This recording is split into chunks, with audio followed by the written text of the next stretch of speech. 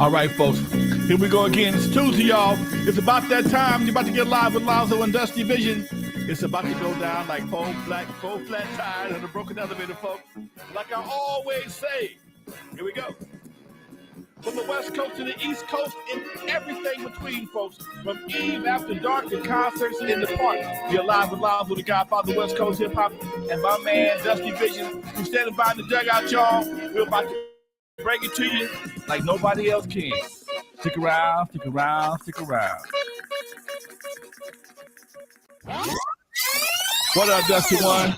Man, I'm doing great, man. How you doing today, Playboy? I am fantastic, man. It's amazing. People don't call me till 6 o'clock on the nose. I know I do a show every Tuesday, Thursday. They call me at 6 o'clock on the nose. What's up with you, man? How you man, doing? I'm doing good.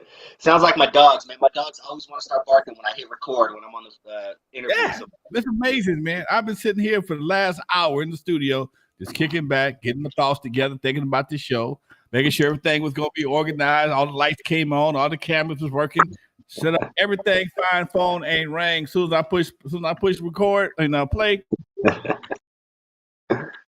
Love it. Talk. What we got tonight? Oh man, a lot, dude. First of all, I gotta give a shout out because Gemini season is around the corner, baby. You feel me, baby? It's around the corner. My favorite time of year, man. My favorite time of year. Yeah, man. We got a lot to talk about as always. Let's jump right into it. Shout out to the chat room. Post your comments below, and we will definitely get to your questions as well. City of Norwalk is in the building. What up, Norwalk? That's my old hometown. I owned the house in Norwalk for 4 years. King Deep says, what up, Lonzo and Dusty? I made it home for my favorite pod. Let's go, baby. First things first, Lonzo.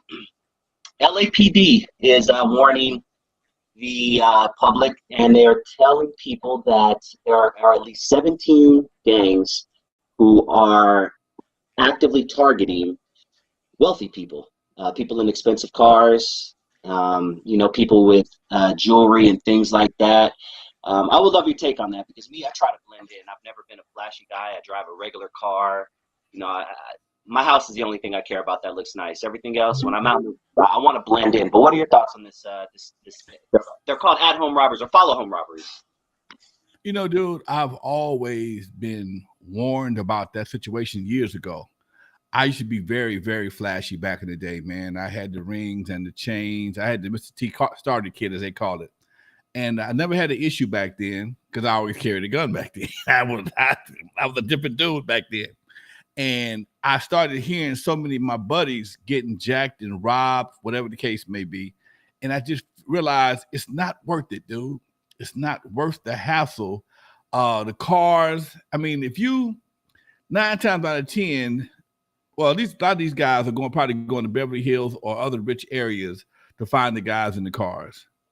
But some people are not that smart, and they'll drive their cars. They're guys who just come up on a lick or whatever, trying to floss on the homies, will roll to the hood in they new Benz, they knew whatever they driving, blinged out with the watches and the rings, whatever. Now you back in the hood, okay?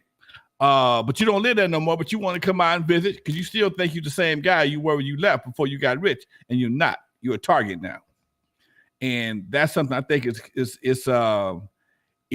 really sick that you can enjoy what you have, but you have to be conscious of what's going on today. Every once in a while, all I really wear is a chain. I wear my medallion, okay? I would tell you the truth. The medallion is real, but the chain ain't. Okay? The medallion is real, but the chain ain't. I have no shame in my game. It looks good. That's all I care about. But sometimes I'll just take it off and stick medallion in my medallion in my shirt if I don't feel comfortable. Okay? Usually I have it on, but sometimes I just don't want. Why tempt somebody when you don't have to?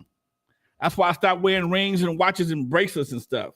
If you want these goddamn beads, you can have them, okay? You want these beads? I changed my whole perspective. Again, I still got all my jewelry, all my rings, all my stuff I had back in the day. And I just don't really feel the need to wear it like I used to. For some reason, I won't get rid of it. It's just something that's part of my, I don't know, my nostalgia. I won't get rid of it, but I very seldom wear it. Because I remember one time when I was on tour, I used to always wear my rings and stuff. and the cat was trying to shake my hand and pull my ring off at the same time. And oh yeah, they tried me. They tried. Okay. And dude, I was very aware of it. I balled up my fist. Hey, bro, you about to catch the other one, okay? And he laughed and played it on off, but he was trying it. So you just got to be aware of what you're doing. And here nowadays, it's not even about the jewelry so much. It's the bags. You know, you see somebody with a nice bag and a nice car. 1 to 1 is 2. They probably got a nice pad. But in some cases, you wasting your time. That's all they got is a nice car and a nice bag. Okay, that's all they got is a nice bag and a nice car. So man, I just think people got to be careful. And you know, but today's society, if you ain't flossing, you ain't bossing. If you ain't flossing, you ain't bossing, and it just puts a unnecessary target on your back, man. I just don't think it's necessary. I mean, like, again, you're talking to a grown-ass Lonzo. You ain't talking to the Lonzo from 1985 when he was balling out of control. So I might not have listened. I didn't listen like most cats ain't gonna listen today. But fortunately for me, I never had a problem. I had guys, hey man, come here. No. We're not that stupid. And when I came with my hand in my bag. So and I never want to put myself in a position where I got to shoot somebody. My biggest fear is not shooting somebody. My biggest fear was shooting at somebody and missing them and hitting somebody else. That was always my biggest fear. That's why I stopped carrying guns. Along with the police giving my ass a stern warning. But my fear was if I had to use my gun and shoot at somebody and by some chance miss or hit them and it goes through them but to hit somebody else, you still got a problem. So I try not to put myself in positions where that's going to be necessary. When I do an event, all my events are all I'm like the Staples. SoFi Center. All my events nowadays are card only. I don't even want no money. Don't bring no cash to my event. You want a drink? You want to come in?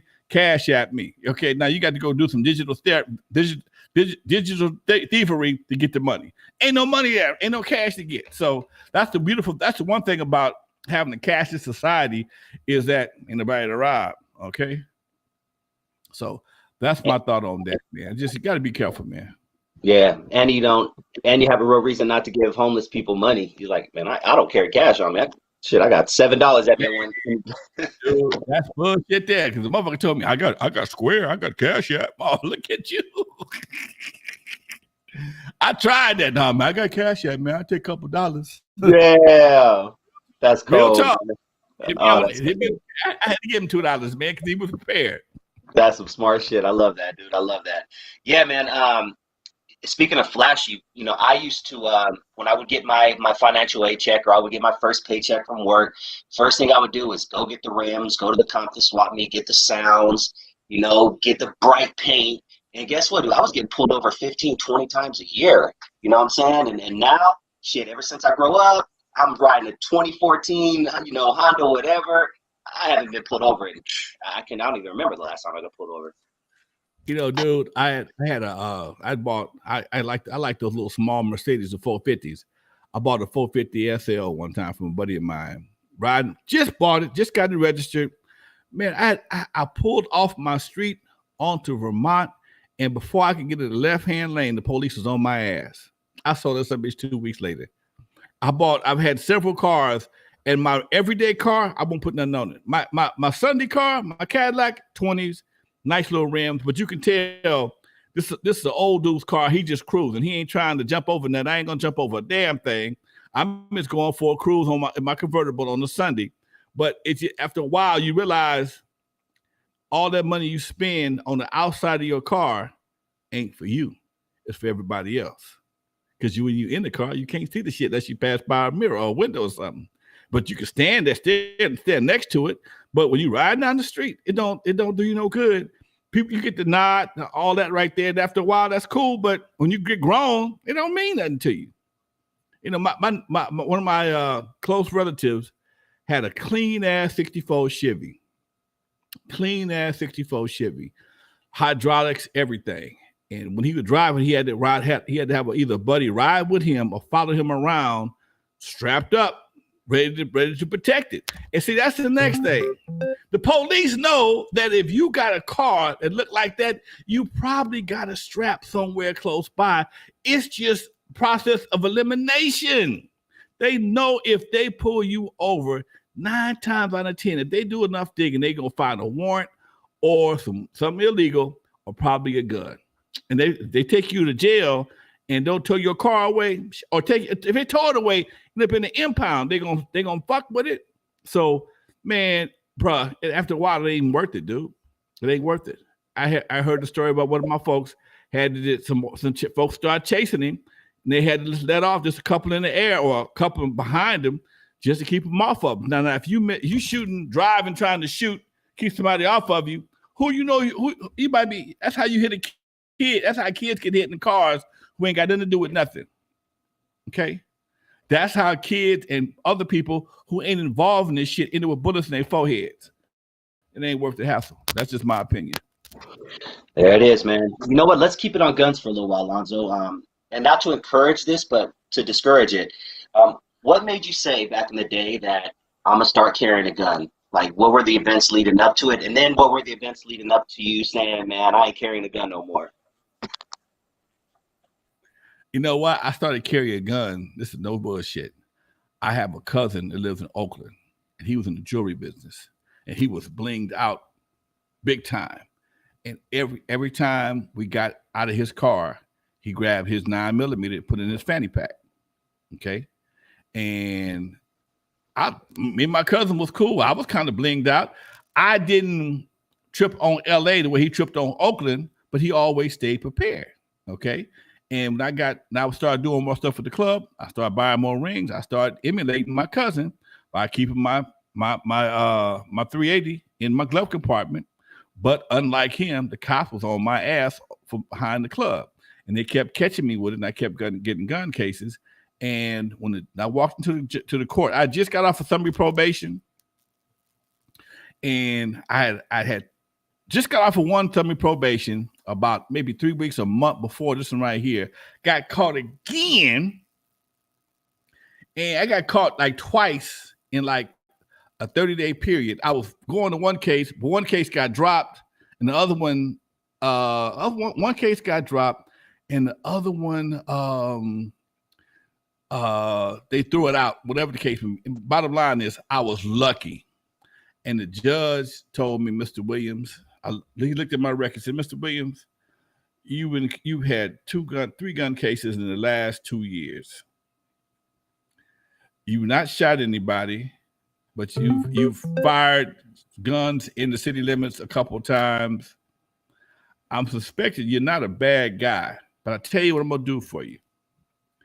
If you get caught in the city in the county of Los Angeles with a water pistol, I'm gonna give you 18 months on me. Yeah, no problem. I'm out. That's it. I'm done. It's a wrap. No problem. I get you. I understand. He said 2 things in common we don't like: drugs and guns. No problem. No problem. I understand. I got you. And I stopped carrying guns after that. But hit the problem with that. Even though the judge didn't give me no time, and I kind of beat it, I still was labeled for a couple of years armed and dangerous because I got booked for that attempted murder case. So every time the cops pulled me over, they pulled me over, man, like I just robbed a bank, dude. It was frightening. Dude. Come on, hold your hands up, man, dude. Come on, man. I stopped carrying guns. They didn't give a fuck. They didn't give a damn. We got you down as armed and dangerous. Okay, bam. That's how they treated me for at least about another 2 years till I moved out of my house over the neighborhood and over where I am right now. Real talk. Yeah, man. I would love your thoughts on this. This is a story that broke not too long ago. There's a female rapper named Ruby Rose, and she's starting to blow up. She has a couple, songs that are getting a lot of streams. But she was recently on a radio station on a program, and she was asked about her throwing up gang signs in a couple of pictures. And her response was, she throws up gang signs because it's cute. End quote. I need some Lonzo feedback on this one, man.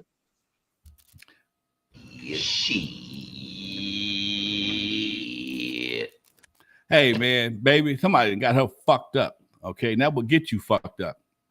I've seen a few occasions where people we know, I knew weren't gangbangers, but was rolling with the gang because they thought it was cute and get caught up. Okay, baby girl, somebody got you really twisted. You need to go and you need to get some better management. You need to get some better homies, because this is the same thing what happened with your boy Tekashi 69 trying to be something that you're not. Okay, when you mess around there and play with fire, your ass gonna get burnt. Now, I don't know where she from, who she rolled with, who she claiming, but if you ain't with it, leave it alone, because it could be more harm than good. It'll do you more harm than good long term. Because understand this, man. When you're trying to travel around the country, especially in 2022, you need to have the minimum resistance if you're trying to get your money. Because now, if you go to somebody book you in the wrong territory, you got to go check in and probably pay a toll to perform in that hood, or stand to catch a problem. So why bring that extra attention to you? Yeah, it may give you a couple of extra lights from some folks that's repping that same set, but long term, it's gonna be a problem. Ask Lil Wayne with the bus shot up. Ask what's the boy, Chris Brown. All of them had problems with that stuff, man. So it has a limited amount of benefit, and the benefit damn sure ain't worth the negative part of it. Trust me, baby, leave it alone. You need new management. If you think it's cute, you need a new manager. Your manager should be telling you, leave it alone. Yeah, the host definitely gave her a little piece of their mind, and they didn't agree with that. So hopefully she follows suit. But let's speak on checking in, Lonzo. Are we the only music genre that makes their artists or their people check in? And do you believe that's extortion? Ain't nothing but low level extortion, dude.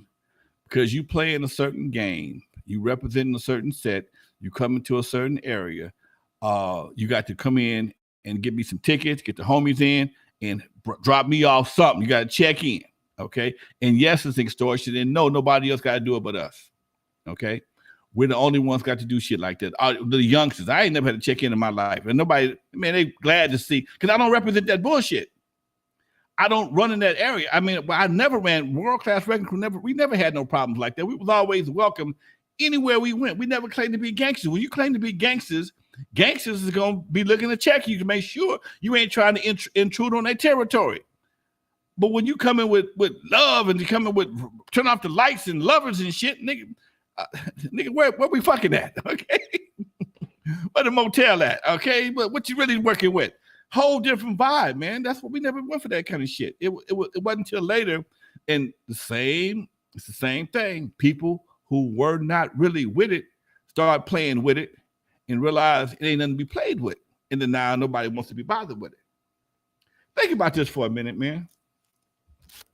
Of all the gangbangers, all the gangster rappers, which one is really, really, really doing it like that without limiting their career? They have their flares and shit, but most of them, think about it, dude. Most of them kind of fizzle out, and they get kind of limited, get kind of pigeonholed as one thing. You don't see them as much as you see other acts, and that's just the nature of the game, because you got to be so conscious on who you book, and you got to be so strategic and so political in where you bring them, who you book them with. It's too much goddamn work for a promoter. You can put Zap, Barcades, Morris Day at a Time, all these folks on the show. No problem. Ain't gonna be no problem. Everybody gonna do their thing. They're gonna kick ass, get their money, and go home. Meanwhile, if you bring a little asshole, little nutsack, and baby shithead to the same set, it's gonna be a problem. Somebody gonna die. Somebody gonna die. Okay? Somebody was asking me the other day, man, you ought to bring the evil to dark back. I ain't bringing back shit. I ain't bringing back shit. Look, man, when you're dealing in this business nowadays, disrespect is a calling card for everybody, okay? Most people want to disrespect you so they can get a name, go viral, talk shit about you, and make some internet money. Okay. And people take that shit very personal. And what starts on the internet ends up in the street. And this is how shit gets fucked up. Starts on the internet, motherfuckers be woofing, and then people start chiming in, and now you got mega woofing jumping off from the side people, and the side people done pumped up so-and-so. Yeah, I saw you at the mall. You didn't do nothing. That's how cats get killed at the mall. I saw you over at the so-and-so party, and you didn't do it, and you did this. And other people get shot. So, nah, man, miss with that bullshit. It's straight up extortion, Doc. Yes. You on mute? I can't hear a word you're saying. Your mouth moving. My bad. Sorry. I like to mute it while you talk. Let's answer some of the questions, man. Frogface wants to know whatever happened to DJ Yellow's female group Menage a Trois. You know what? Here's some crazy. That's a crazy question, dude. Because Yellow's in my Eve After Dark documentary. We were all together at the studio shooting some interviews, and I saw a girl that was there. I didn't really know who she was, and come to find out, she was one of the girls from Menage a Trois. Meanwhile, a couple days later, I called City of Compton to get some information about something I'm trying to handle, and she answered the phone. Yeah, Lonzo, I saw you the other day. You was what? And she works, and Dusty Vision joined. That was my first time ever really kicking it with her. I didn't really know that group, but they're around. They doing grown folk shit now. You on two different channels. Okay, your mouth ain't moving. Anything coming out? No audio. There you go. Push that button. All right. I don't hear nothing. Your audio went out, Doc. All right, Dusty Vision is he is going to have to reconnect, folks. Who we got in the chat room? Somebody asked me about a strip club or what t-shirt contest? No, that wasn't me. We ever DJ'd in 1964, 1995, 96 at the clubhouse at Club 64. Doc, that wasn't me. Al Dusty Cool Vision Gator. Joined. That wasn't me. Tanya Cooper, what's up? Capri, what's up, baby? How's that? Dusty, Check. there you go. We good. Okay. That was weird. All right, let's go. Let's keep going. You were giving shout outs to the chat room, it sounds like, huh? Yeah. I was just kicking it with him for a hot minute. Nice. Shout out to Miami 808. Says, what up, Lonzo? King Dave. MP What the F says, we are our worst enemy, period. And that's a deep statement, man. He ain't lied. Yeah. Nobody makes the hood hotter than us. Nobody makes the hood hotter than us. When the hood is hot, it ain't because of Proud Boys, it ain't Donald Trump, it ain't the police. It's us that went on a warpath against us, and they just gonna wait till we stop shooting each other and pick up the goddamn pieces and make a shitload of money. That's what they're gonna do. They ain't gonna stop nothing. They ain't gonna stop you from shooting each other. They're gonna wait till y'all calm down. Enough folks have died and start picking up the pieces, picking up the bodies, standing around that yellow tape, making about $75 an hour, buying boats and cars and putting their kids through college as we do our dumb shit. And it's just one of them things that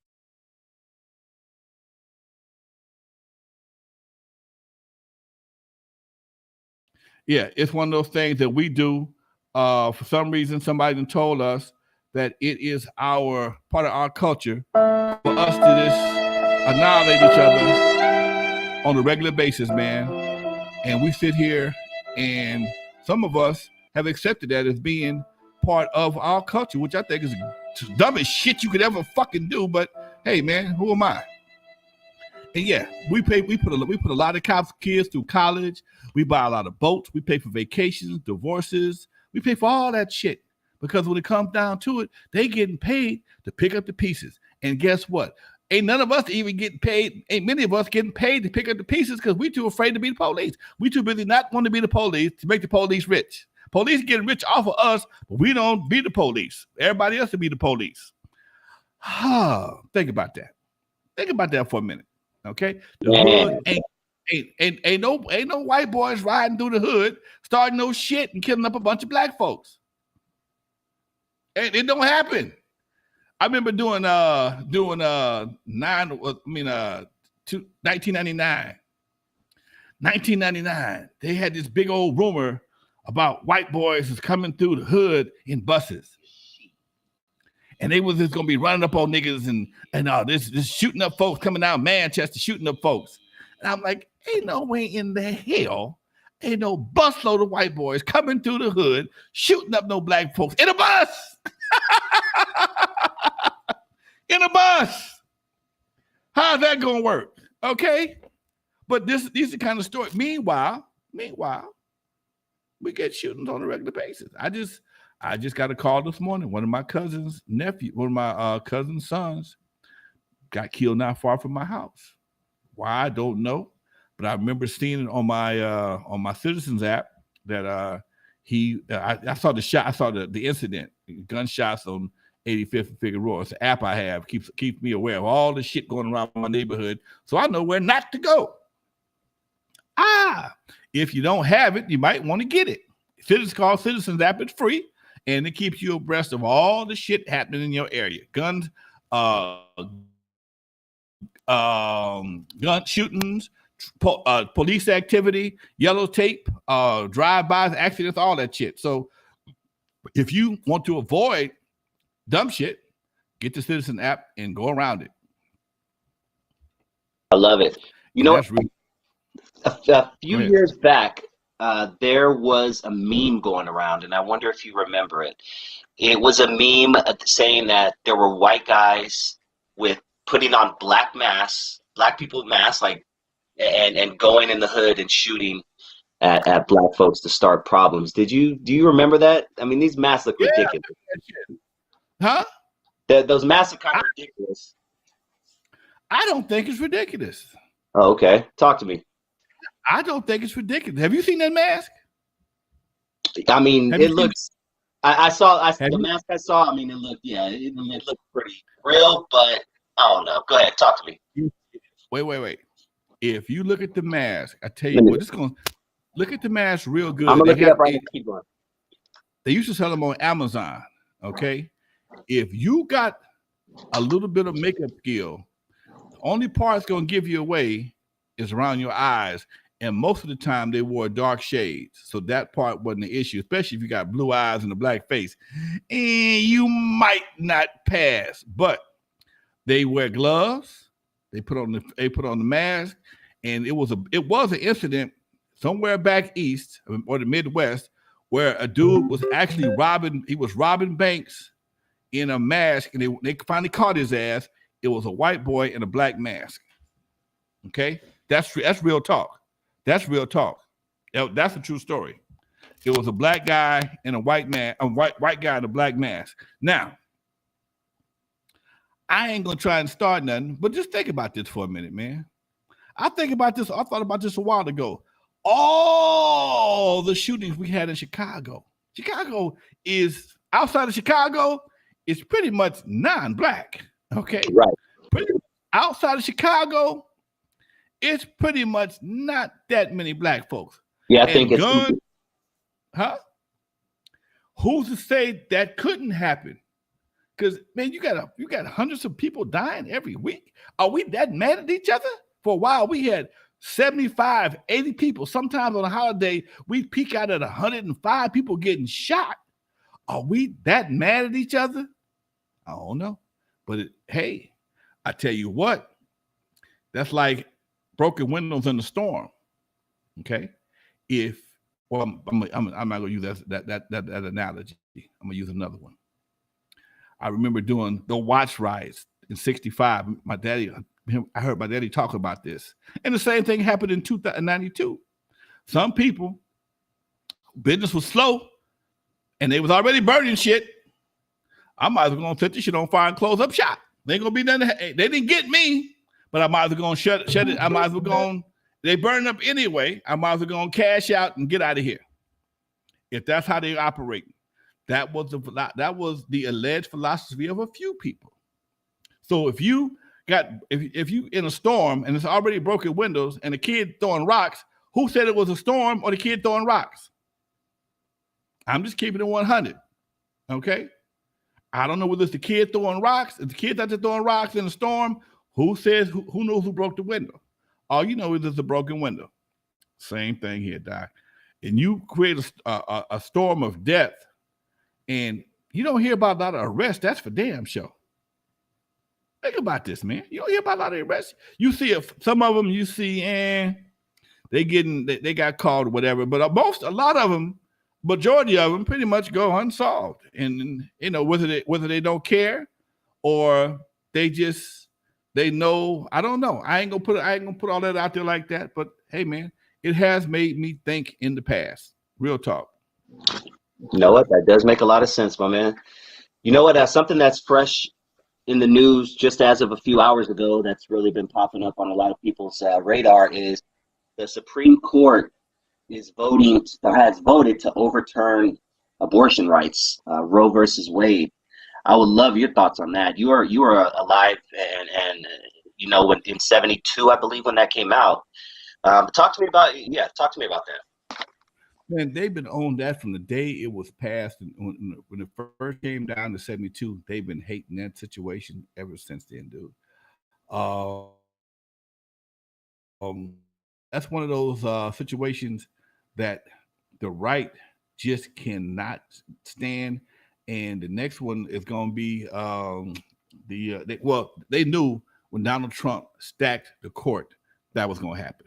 They suspected that was part of the reason why he was stacking the court, because that issue, the right to choose, has always been a serious issue for the right wing, and they just ain't gonna let it go. And they got enough judges, and they come up with some justification. And all the stuff happening in Texas, all the stuff happening in Oklahoma, they can get Middle America to support it.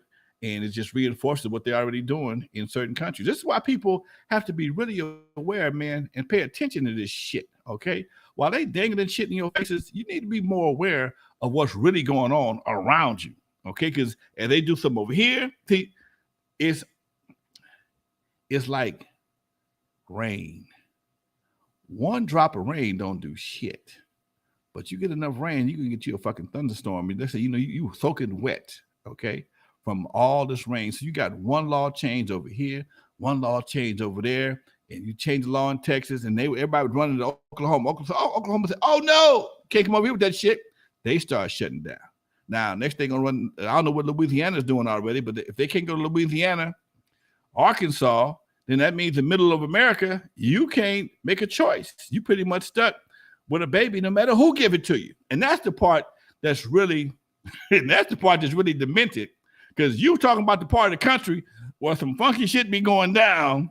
Hey, baby, come in here. Holler at your daddy. Okay, daddy. And you got a lot of shit going on. And other people gonna be mad at me for this. You got some weird shit going on because a lot of isolation. And sometimes it's consensual weird shit. Okay. But sometimes it ain't. And they don't give you no option under no condition to say, hey, I don't want to carry my uncle's baby. I don't want to carry my brother's baby, or whatever the case may be. I don't want to carry this baby from rape.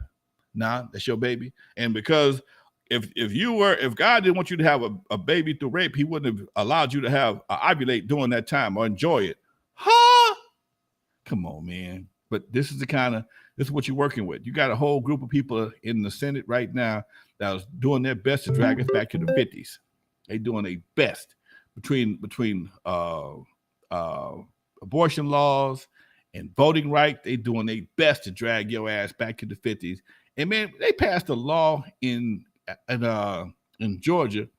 You can't give nobody a bottle of water in line for voting. You can't give people a sandwich in line for voting. You can't bring busloads of people on a Sunday to vote, because that was a big thing in Georgia. People would load up on Sunday and go out and vote. Okay, churches would do that. Make sure the elderly got a chance to do it. But then they take away so many of the doggone voting machines. You got to stand in line for 4, 5, 6 hours to get to vote, and it's hot. So you got people that was, that at one point that was, they knew it was going to be foul. So they bringing water and they got sandwiches. Just hang in there. This is my girl, Stacey Abrams. Stacey Abrams, she had everybody motivated to go out there and vote. They stuck with it. That's how you got the equal Senate and the House and the Senate. But now they say, oh shit, they smart. They got people. We tried to screw them, but they didn't mess around there and they made it tolerable to stand in line. So we're gonna make it illegal to give somebody a bottle of water if you want to vote in line. And people actually thinking that voting is not important. If it was not important, why the fuck they always trying to take it from you? They tell you it ain't important. I think any black folks that tell you voting ain't important, they're getting paid from the other side. They got to be, because they do everything they can to try and persuade that black vote. Okay, look at, man, they got Herschel Walker trying to be. They just grab anybody black. They're gonna put him against anybody. Give us a black man. Herschel Walker, get over here, Herschel. Hop over something. Come and be a senator. He won't do no debates, but he's a black face. Come on, man. Then you get the educated black folks that's so happy to be accepted by the white folks.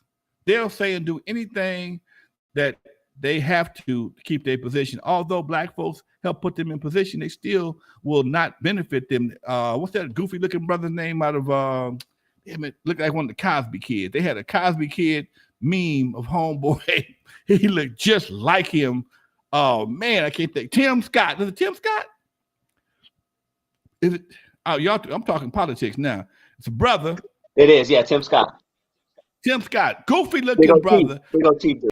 Him looking like one of the. He looks just like one of the Cosby kids, but he wouldn't even vote for the sister that ran that just became the Supreme Court judge. He wouldn't even vote for her. And the black judge, the black preachers who helped put him black ass in office went to go holler at him. He wouldn't even take a meeting.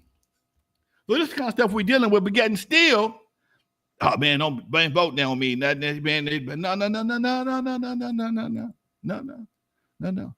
It's very important, Doc.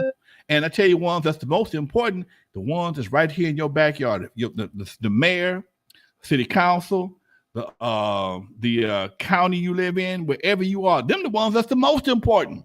Yes, we come out in droves for the president. We come out in droves for the president, but don't do shit for our local people.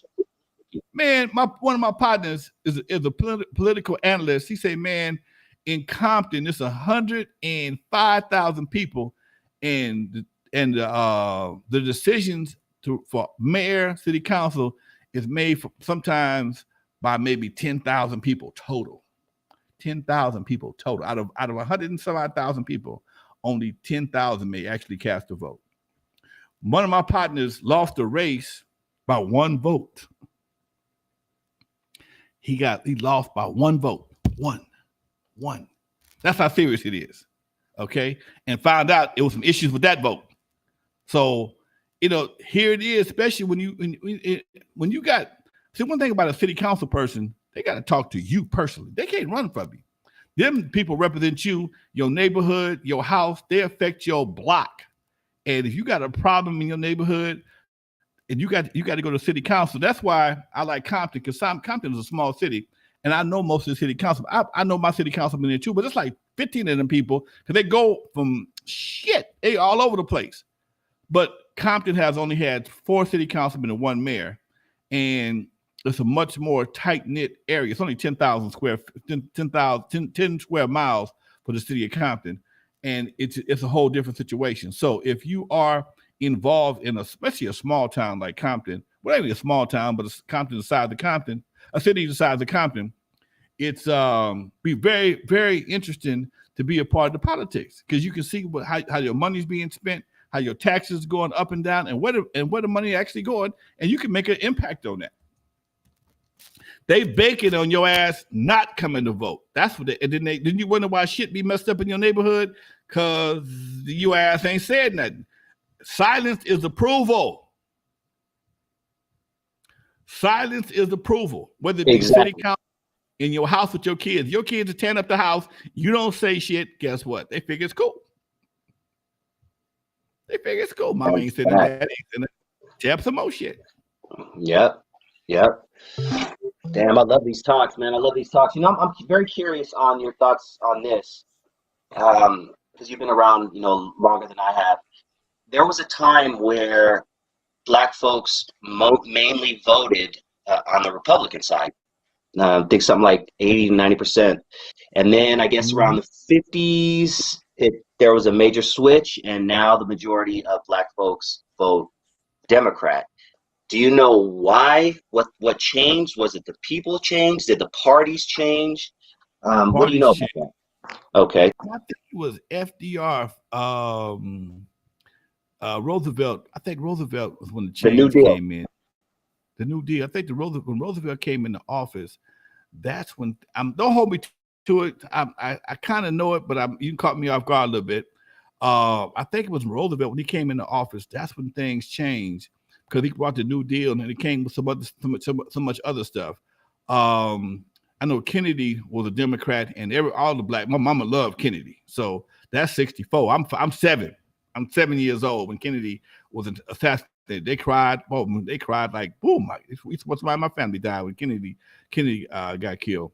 But I think it was in the 50s, man. Right before Kennedy, that's when the flip came. Because at one point in time, the Republicans were ain't nobody ever been really pro-Black, but I think Abraham Lincoln was a Republican. So he got credit for that shit for freeing the slaves. But if you really, really knew it, he made a speech. If he could still win the race without freeing the slaves, would nobody beat? He still wouldn't mess with them. But he figured, in order to keep the South from seceding from the Union or something like that, man, don't hold it to me. Don't hold me to that. He decided to do the proclamation. Emancipation Proclamation, and pissed a bunch of people off. That's why he got shot. But still, it gave slave. Oh, I know what it was. The South was getting too powerful. That's what it was. South was getting too powerful, and that's why by freeing the slaves, it freed up. It took them out of slavery and gave them their freedom and made them free men on June 19th. Please help me with that one. If I know my chat room got all the details. I was hoping. No, you already know more than I did, so I was hoping that. Yeah. Okay, so now, and I've heard a lot, and playing devil's advocate and hearing other sides and things like that. A lot of the reason was because the Democrats were giving us a lot of stuff based on the fact that, hey, you got to get the man out of the house. Like, we'll give you all this free stuff, but you got to get dad out the house. And that also in turn is when the rate of men leaving the household went up as well in the Black community. Yeah. My boy hit that last week. We talked about this. We talked about this on the Legendary Connects with me and Dr. Dre every Thursday at 6:00. Brother brought it up. It was the movie Claudine. Claudine was a movie from back in the 70s.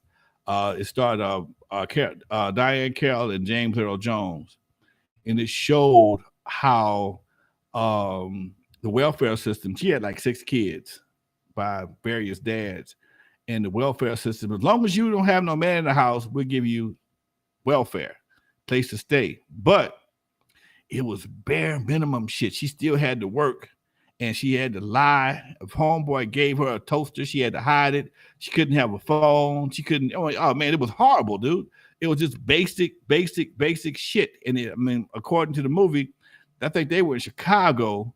He was a garbage can. She was a maid, and all the Black women in that era, in her area, were pretty much maids. They worked all day long, so they took care of everybody else's kids, so they couldn't take care of theirs, and it was just fiasco, man.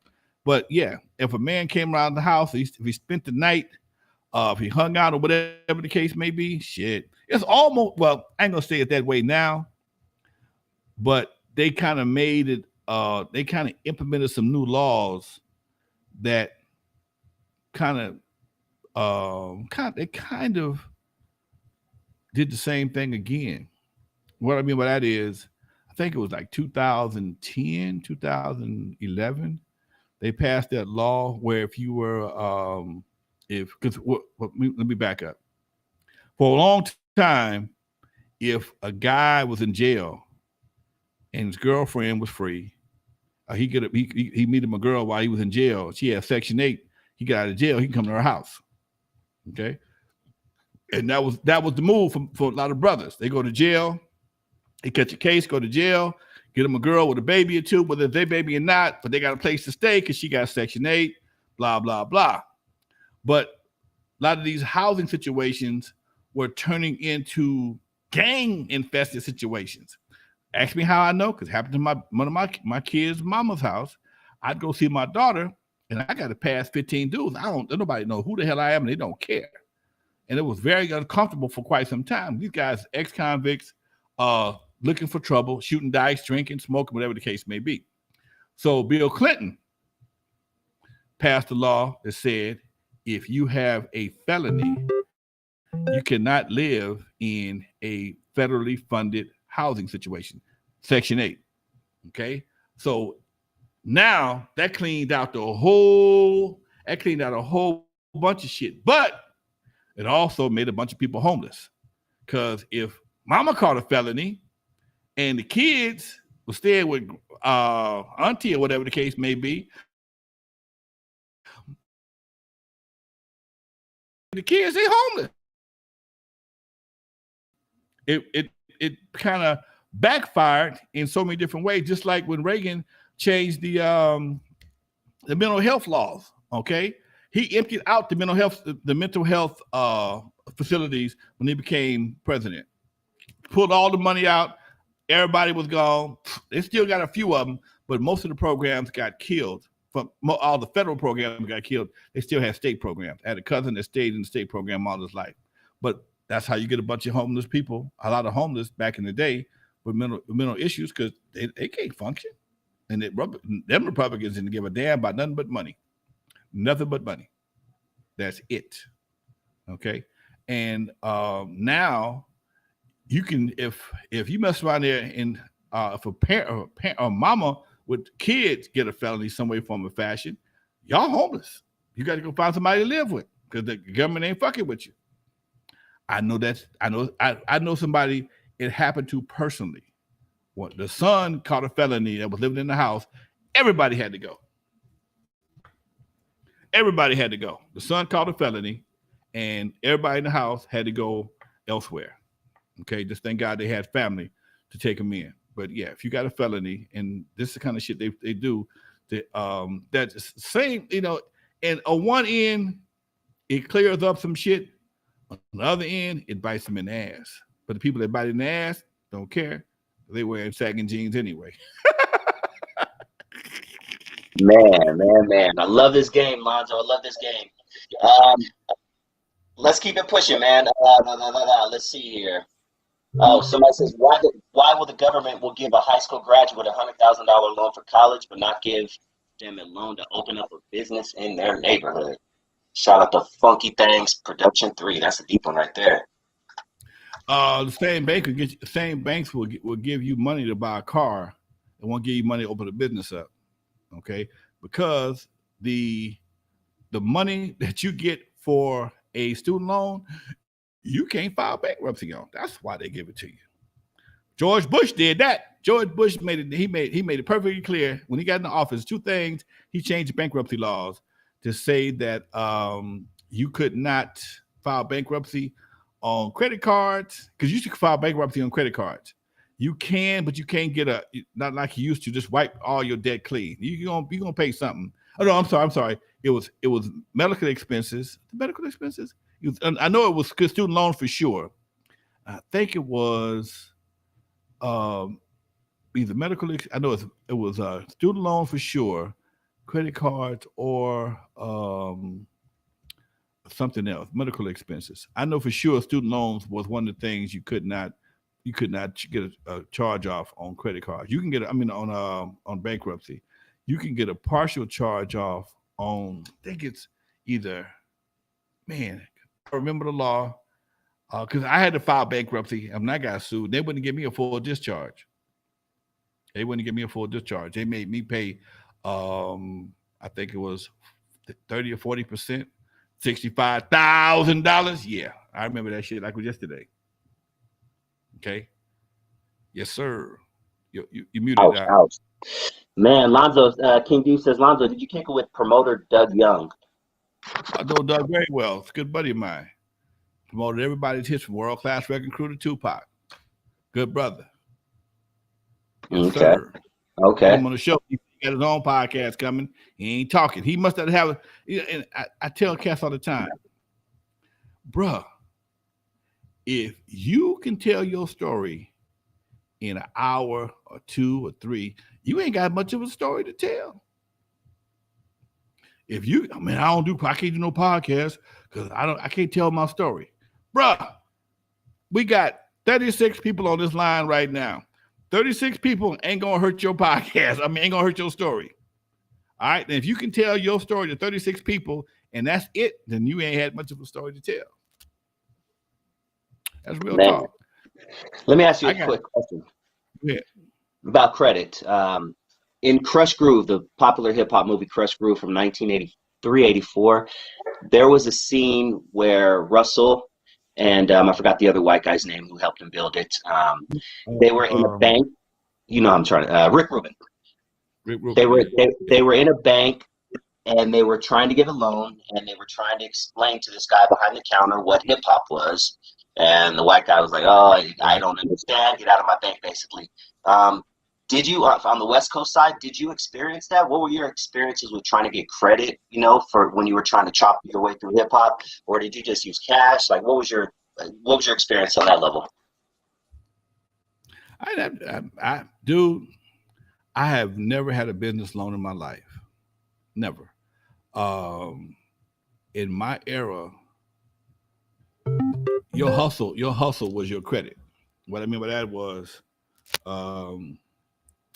my hustle was so strong that I was able to finance most of my stuff through layaway.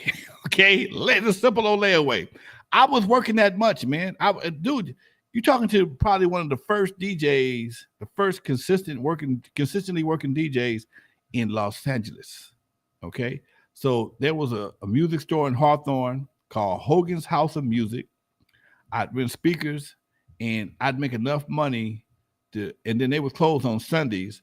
So if I rented them on Friday, I got Saturday and Sunday free. So I just go rent speakers if I didn't have a gig and rent them to other people. So I'm making like $100 a weekend. I'd take them back and eventually I bought my own speakers from them. So the hustle game was so strong. Then I got Eve After Dark. I struggled I had a business partner for the first 5-6 months. And we hit it so big after that.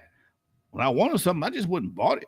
I was a young baller. But I also had old heads keeping me in line, showing me how to spend my money. Yes, I did dumb shit like everybody else did, but I did dumb shit with caution because I had to spend my money. I knew I had to reinvest in myself, and that was always my thing.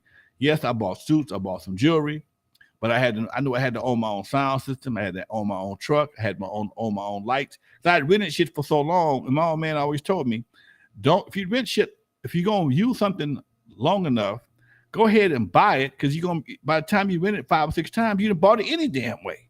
Go and bite the bullet and pay for it. Now you can rent to other people. Okay. I had got super slick. I was renting and then re-renting. Okay. But that didn't always work with lights. So, eventually when I got the club, I was able to stack up some money, make some things happen. And just like right now, all my equipment in my studio is paid for. It's all paid for. But me and Chase Bank, that's who I work with. Okay. I guess they were my damn financer, but for the most part, all my mixers, cameras, everything, I do have business credit, so it helped a lot too, though. Art has a good question. Art Chavez says, Lonzo, groups who started out and were working with McCullough, did they have cash or credit to make copies of records? McCullough, man, at one point in time, you didn't need shit to get a record made in McCullough. Nothing. But some of us understood, some of us were coached and we understood the game. We were told the game by other guys who were ahead of us, and it's always keep control of your labels. They can't make labels without the records. So we would get the labels made next door at McCullough at G&M Graphics, and kind of feed them to McCullough as he needed them. Then we realized if he really wanted to make them, he'd just buy them from them and bootleg them anyway. So now we just had to start watching his ass. But for the most part, to answer that question, most of the people did not have to have money to come into McCullough. At one point in time, he started charging because that's what put McCullough out of business. McCullough wasn't that smart of a dude. Don McMillan wasn't that smart of a dude. He got lucky in the very early stages of his business with Egypt, Wrecking Crew, and a couple of other people. So these guys came in with banging ass records in the early days of hip hop, and he thought everybody was going to do the same shit. And we very well know you got a bunch of shit that ain't going to sell. And it cost on an average about $600 back then just to get a record ready to be prepared for test pressings. Just to get them ready for test pressings cost about $500 to $600. And they ain't got to do with recording. That's just your mastering, your plating, and test pressings. You out like about $450, $500, depending on who you deal with. If you go to Bernie Grubman for mastering is $200 a side, $250 a side. That's $500 for Bernie Grubman. But if you went to the other brother, he was $125 a side. He was $75 a side. That's $150. So that's why the price varied so much. But yeah, and then you got to go to Greg Lee to get your mothers and stampers made. That's a two-step process, and that right there was like $300. Get the nickel plated, and then you got stampers made, and McCullough would press you up like 20 records, and sometimes he might charge you for the test pressing $1 a record or something like that. But for the most part, that was the deal. But at some point in time, he realized he had no quality control of what was coming in. So he started hiring guys like me and Unknown to start filter out the shit that was coming through. Now, if you didn't pass our recommendations, you could pay, and he would get $1,000, and he'd bring your shit in there. Love that hip hop history, man. Well, shit, man, we went well over an hour. We got a couple minutes left. What's coming up on Thursday, man? Man, Thursday, me and Dr. Dre is rocking, man. Dr. Dre, Legendary Connects. Man, I got to give a shout out to my girl, Lynette Gang's mom. We were out in the AV all weekend. Me, Yella, Clientele, and Lil Easy, man. I got him. I got a little drop from him on the on our YouTube channel, and it was a great event. We hung out with her, hung out with him, and I got to give a shout out to my girl, Mama Boo. Mama Boo. I did a guest appearance on her video Sunday night. I was tired of the summer gun. She went out to the French Quarters in Bellflower, shot her video, and I'm sitting there doing my little video thing for her. And shit, man. Oh, I got all kind of shit going on the 19th, I'll be at the William Steele Center in LA on Adams. I'm on the panel along with a few other people talking about some historical issues from LA. My folks from the Good Life, B Hall from the Good Life, and my folks from Peanuts. Catch One. So we're all gonna be on the panel. That's gonna be on a Saturday. And after that, I go to Arizona. Me, Yella, and Clientele go to Arizona for a book signing. So it's going to be a hell of a month. May is a busy month for us. I love that, man. I love that, dude. Good stuff. Keep it pushing, man. Keep it pushing. Man, any last words? Let's give a shout out to the chat room real quick. Shout out to Pete First Blood. He's from Nottingham, England, man. What time is it in Nottingham, England right now, man? Thank you for tuning in, dude. King Media. England, 8 hours ahead of us, ain't there? Oh, is that what it is? Okay. You went to England before, right? You went on tour to England. Man, I had a ball in England. Yes, sir. I'm looking forward to hey, man, your promoters are ready to come back. Shit. COVID. Holla at me. Yeah, man. Isaiah Edwards, Tia Steele, Art Chavez, Miami 808. Much love to MP WTF, Jamal Ferris, Al Colgator. You guys are the best, man. Much love. Any last words, Lonzo? Man, like always, Doc, we out of here till Thursday with me and Dr. Dre right here, folks. Thank the chat room for tapping in. All my folks, much love to you also, Dusty, you and your family. Enjoy Mother's Day for all the mothers out there. Tell them Lonzo said happy Mother's Day to all the ladies out there, y'all. In the meantime, Dusty, we are out of here like last year. And this is how we do it, folks.